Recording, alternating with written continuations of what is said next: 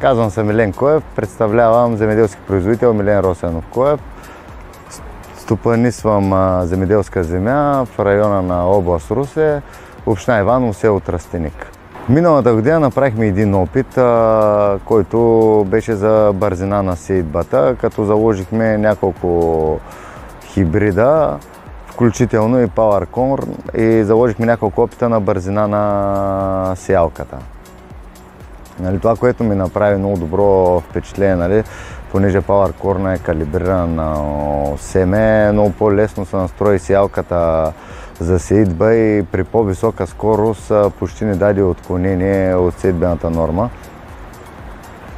Като казвам по-висока скорост, минахме и 20 км в час сеитба.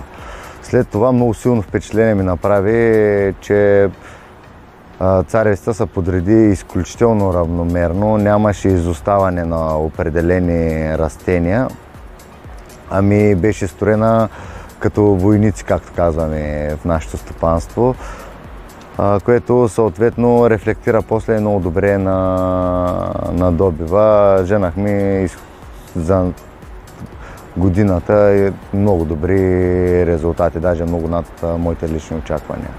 Тази година реших да премина на тази технология на масови полета, като може би около 50% от царевицата ни е Power технология. Абсолютно се наблюдаваше същия ефект.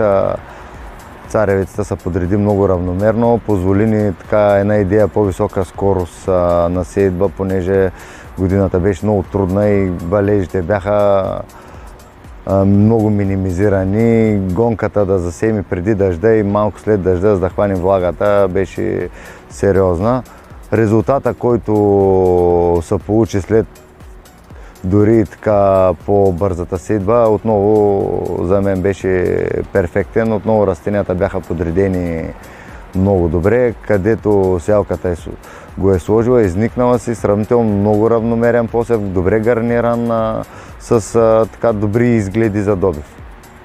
Единствено препоръката ми към компанията е да разширят малко портфолиото, с оглед да бъдем по-гъвкави при сеитбата, понеже в момента има един хибрид само от тая технология, като се надяваме до година да имаме решение в тая посока.